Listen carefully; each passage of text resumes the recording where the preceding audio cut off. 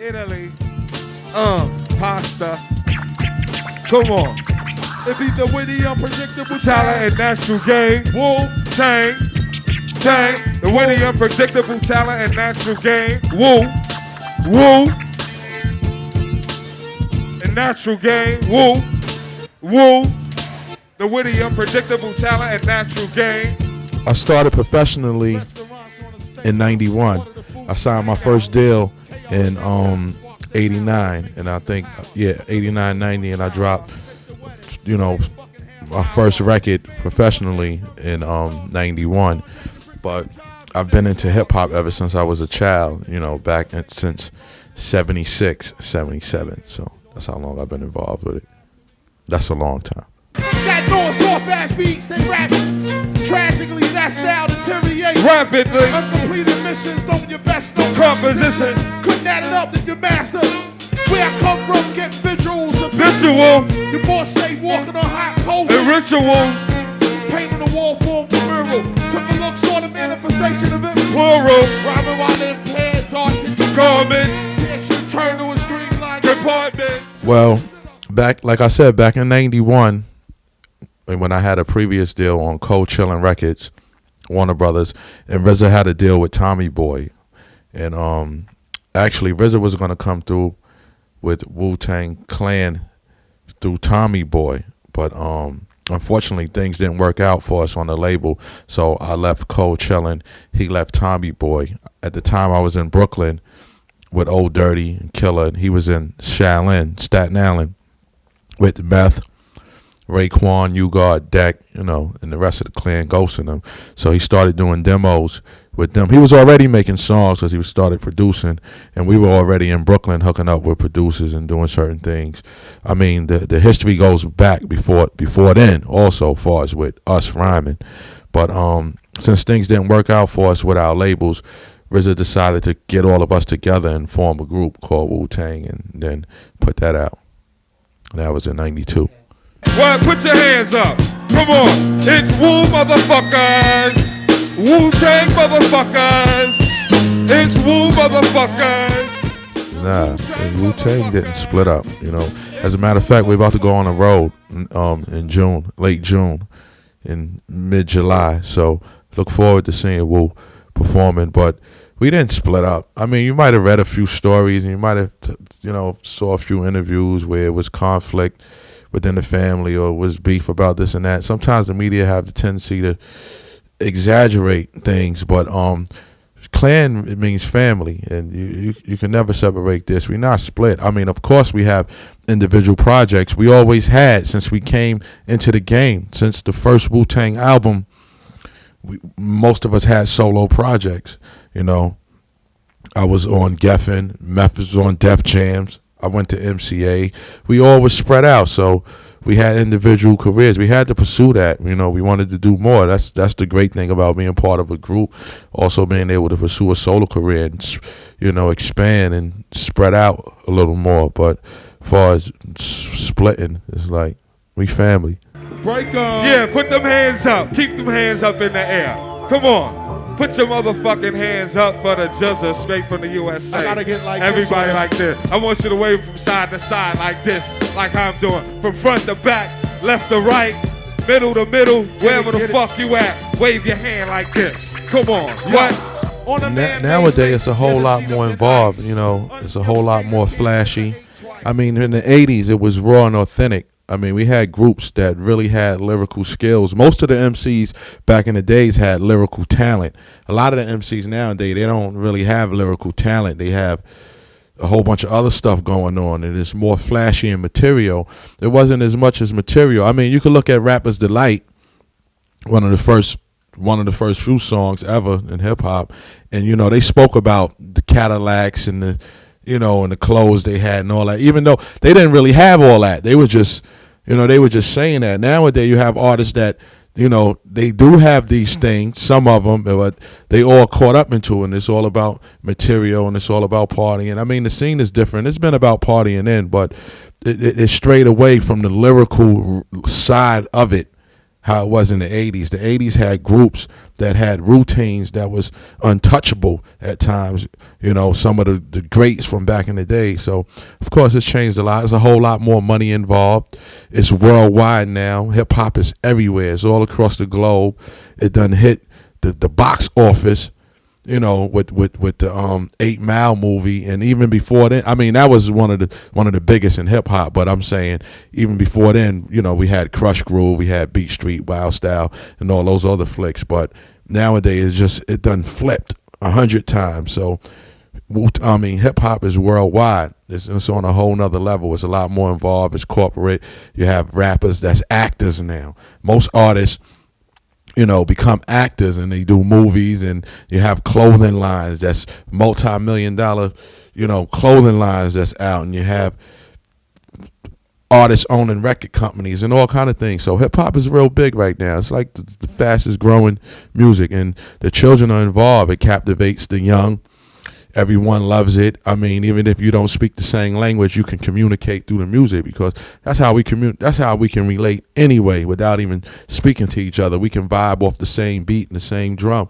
So, you know, hip hop is universal, it's worldwide, but it came a long way from the 80s. I mean, even from the clothing to the breakdancing to the, you know, everything has evolved as time went on, but it's still here. Jams in school parks, witness forget his original statement. Even in protection programs, there's no escapement. Gun down, fleeing town, hit came from 7 crowns, spit round, catch him while he rap in the Zebra Lounge. Wounded back in 83, Summer heat. Up in 309 Park, rhyming off the Drummer's beat. I stalk. Yeah, of course it's a trend. I mean, for some it is. From others, it's like myself. It's not just a trend. It's an art form, and it's a culture that's involved with it. It's built around a culture, you know, which involves language and slang and music and beats and metaphors and all kind of sayings, and even, you know, to hairstyles, and everything is incorporated in it. And for myself, it's an art form. It's something that I've loved. It was a childhood passion for me. It was a thrill you get. It was a adrenaline rush you get from hearing certain MCs or hearing certain lyrics or hearing a certain song, especially back in the 80s and in the 70s, where you know, nowadays you have, in New York, you might have 3 major radio stations, and they play hip hop and rap all day and R&B. Back in 80 and 81, it might be one day out the week I might get a chance to hear a song and record that I'm trying to get, because it was so scarce back then. It was a handful of MCs, you know, but we were doing it from the heart, because it was no records involved. It wasn't no money involved. Sometimes we entered contests to try to get a little dough. We really entered the contest not just for the money. The money was good, but we basically wanted the recognition, and that's what we were striving for. That's what we were writing for, and it was in our heart. Where, you know, if I wrote a rhyme, I would call RZA when we were teenagers and tell it to him over the phone. Nowadays, if somebody they're not writing like that. They're not giving their thoughts out. They're not into it like that. It's more of a dollar sign thing for a lot of those, but for a very few, you know, like mainly a lot of underground artists and a lot of lyrical, you know, the lyrical brothers, you know, the ones that put their heart into it. It's all about just being lyrical and having fun and expressing yourself. It's about writing and, you know, being able to express yourself and just let out or vent in any way you want, from the heart. I said, how many of y'all love hip hop? Make some noise. Yeah, that's what I'm talking about. Get loud. Because I hear music. I hear music next door. Y'all got to get louder than that. I can't hear that shit over there. What's up? How many of my hip hoppers in here? Make some noise. Yeah, that's what the fuck I don't want to hear that shit over there. I'm over here. Yeah. What's up? Y'all ready to do this or what? What's up, City? So let's smack all y'all niggas for coming in my face with that shit. Ready? Yo, check it out. I mean, there's always something to say. It all depends on what you write about. And it all depends on how the people perceive it or accept what you presenting to them. It's always, I think everything has a message in it. It depends on how you interpret it or how you see it. You know, some things may have no, I'm not saying everything has a message, but you can either get something from it or get nothing from it. So some way is still some sort of thing involved in it. But it depends on what you write about. I mean, some songs, music itself can uplift you. It can bring you down. It can make you, sometimes you might lose a loved one.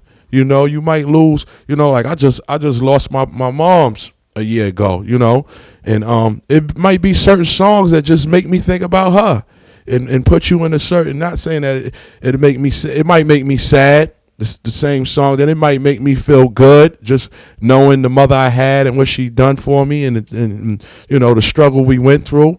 Some music can make you wild and rowdy. I mean, get you in that mood. I'm not saying a song can make you go out and kill, you know, because that's up to you. You know right from wrong, but music can be inspirational, so it can hit you on all different levels, you know. So there is a message in music, regardless to how you look at it, you know. So but I think more artists should just need to focus on, you know, just writing more things and you know, speaking about more things and expanding your mind and, you know, traveling throughout the universe or the world and just create instead of just keeping it on one. You know, it's not really multi-dimensional anymore. It's like everything is here, or everything is in the club, or everything is about cars, or everything is about money and jewelry and women and, you know, bitches, as most rappers would say, you know. So, I mean, of course, it's a message. It all depends on how you give it. Yeah, Rome in the house. that's what I'm talking about. Whoa, whoa, whoa. Can I get a Wu-tang? Woo! Check this out. Who'll be first to catch his beat down? Rap pages be the source. Source. Eagle trip with many victories.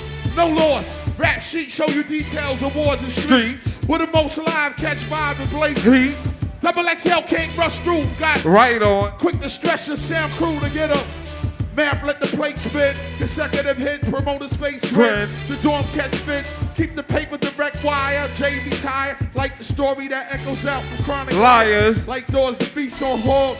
Murder dog, a village voice kid with his heart so Torn. Flashiness, you know, like I said. I mean, you know, a lot of rappers are beefing right now, you know, the whole beef thing. I mean, we used to battle back in the days, but nowadays it's crazy. It's out of hand. A lot of artists are coming straight off the streets and getting deals, and then they still have a lot of that beef lingering behind them or following them into the industry, and then is, you know, it gets all up in the industry and become crazy. I mean, you have your flashy. Most of the artists in New York is on some flashy, you know, Mac Daddy pimp style type of MC. I mean, you got your lyrical cats. I think that, you know, hip hop has room for all of that. I'm not knocking that. Don't get the wrong impression that I'm just trying to say, you know, that's wrong to be on that level. But we're supposed to be writers. We're supposed to be artists. We're supposed to be writers. So we're supposed to use our imagination and create and draw people into our world. See, that's the thing about writing. You got to be able to draw people into your world and make them feel where you coming from. And I'm not feeling a lot of that shit, because even if it's reality, because most artists say, I write about what I live. I live this. I could write about. It's a boring reality. Everyone we know can write a book, right or wrong. Everyone you know says, you know, I could write a book about my life. Anyone, you know, we all feel that way, but it's a boring reality. So you have to spice it up. You have to make it believable. Like a book should always be a page turner. When you're reading a book, it should be a page turner. You should want to turn to the next page, and you can't wait to get to the following page. And that's how lyrically it used to be back in the days, where you heard artists that made you feel a certain way, or that made you feel like, wow, you don't get that nowadays. You don't get that. And the scene is, the scene, that's how it is in New York, is how it is in LA, how it is in Chicago, as far as what you see on TV and what you hear on the radio. New York is a big city. It's 8-9 million people in the city alone, not even talking about the state, just the 5 boroughs. Just imagine the wind just from the people walking. You know, so it's a fast city. A lot of other cities follow suit. You know, it's way advanced in some cities. So a lot of those follow. You know, the scene is different. You know, but hip hop is forever changing. You know, it used to be East Coast and it was West. Now it's Dirty South. Now it's the crunk sound.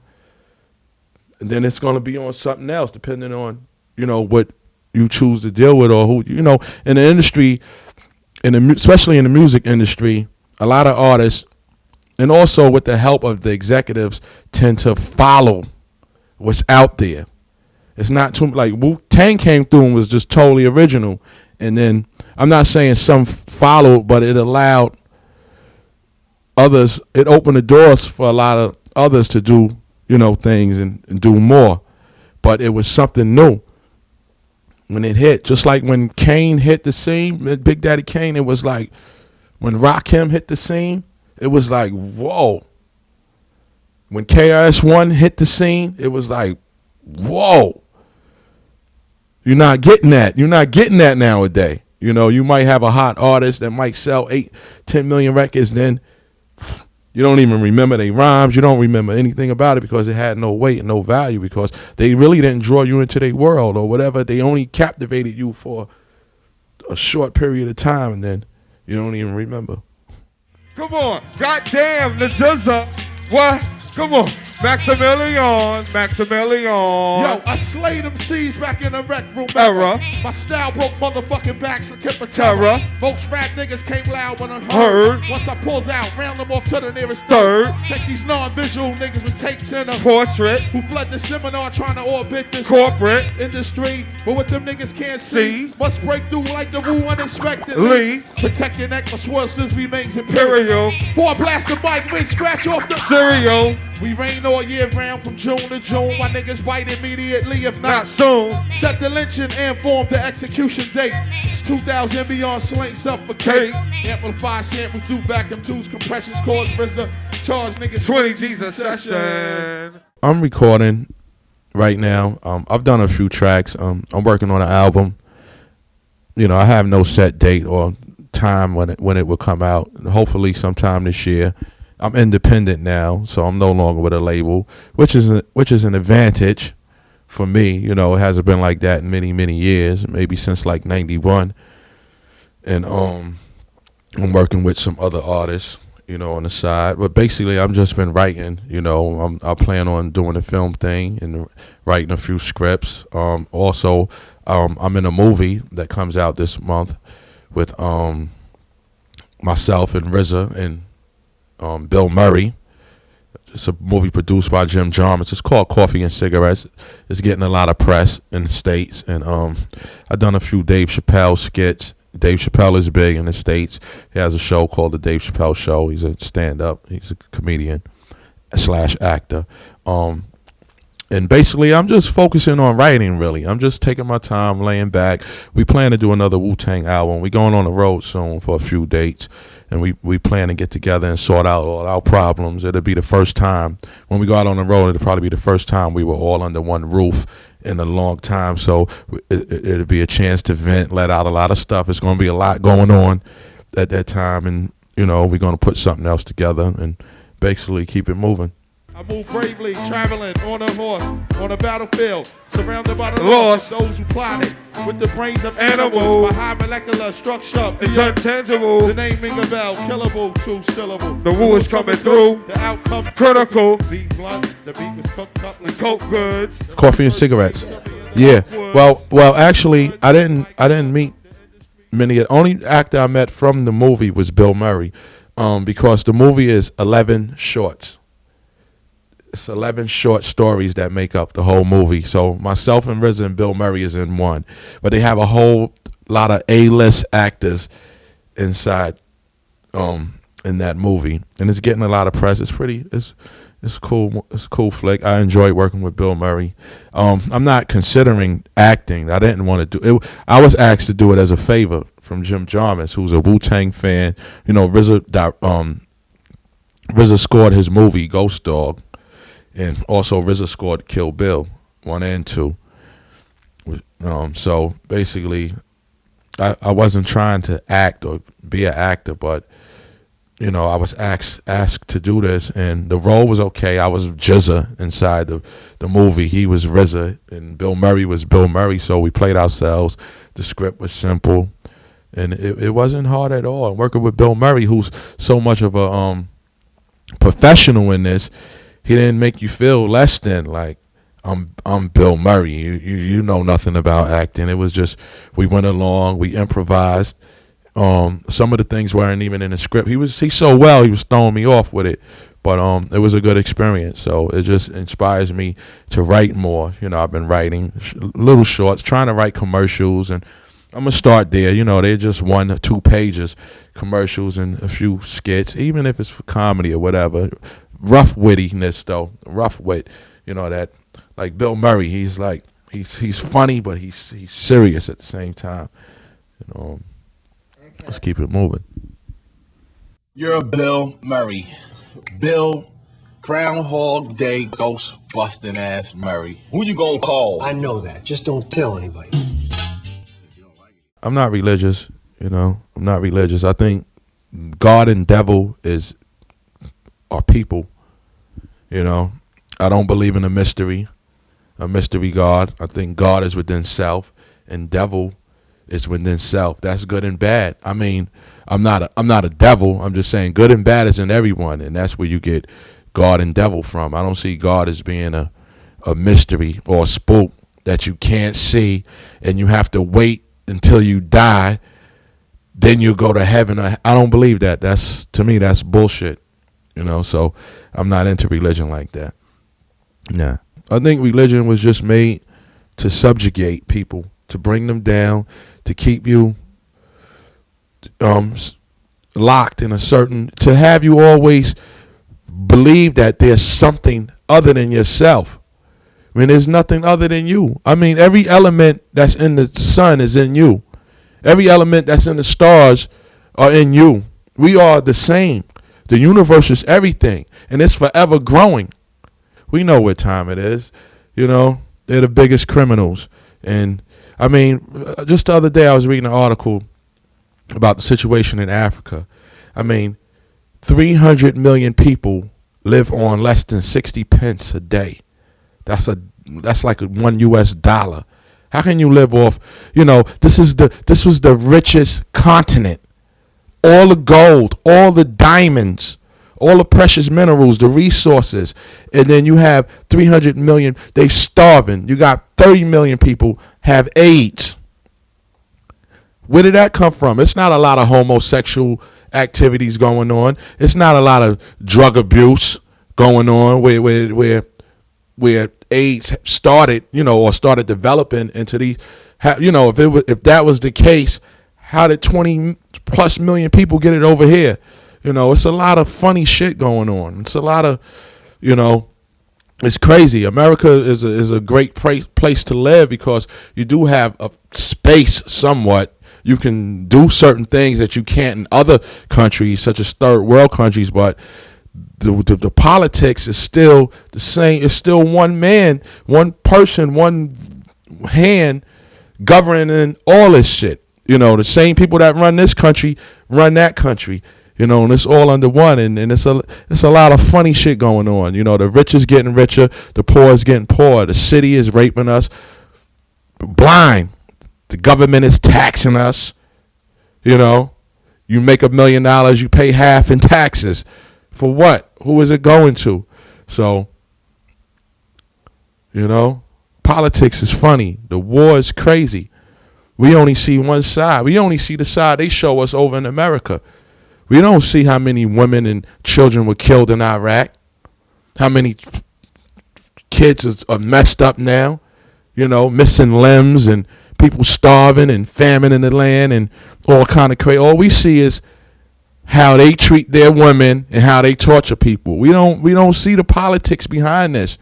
We don't know what's going on with the oil and what they really fighting for and who's trying to, it's a whole bunch of bullshit. But us as a people, once the people come together, we can overthrow anything. But As long as we stay separate and we stay blind, like we don't question things and we don't question, you have people that watch the news and believe everything you say on the news, where I might just be just the opposite. I don't believe really nothing I hear on the news because I know what time it is. But you have people that just tune in because this is how they catch us. Tell our vision. Tell lies to your vision. This is how they get us, through TV, through books, and people don't question things. They just sit back. I'm not fond of this war. I don't support it in that sense. People are dying, getting killed every day. American soldiers are dying every day. Every day. A mother or a father is losing a child. Some wife is losing her husband. Some child is losing their father or their mother.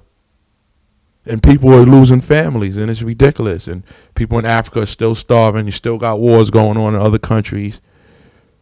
And it's crazy. Come on. Whoa, the 26, cut it down to 4 bars, make it a hook. If it's not on the song, it's in the book. Yo, knock, knock. Who the fuck is banging at my door? Is it abstract? Commercial or hardcore? Better know what the fuck they Looking for? Cause they don't. Hey, yo, Knock, knock. Who the fuck is banging at my door? Is it abstract? Commercial or hardcore? Who the fuck they Looking for? Cause they don't want more. Hey yo, knock, knock. Who the fuck is banging at Knock, my knock. door? Who the fuck is What? banging at my door? Yo, City, throw on Life of a anything. drug dealer. Yo, this is the GZA. I'm live in Italy. You're checking me out up in my room. I'm about to perform tonight. By the time you see this, I will have performed. So enjoy the rest of the moment. Stay up, represent hip hop worldwide. Read and study and ask questions. Okay, just don't believe anything you hear. Don't believe the hype. Don't support the war because it's bullshit. All right, 1.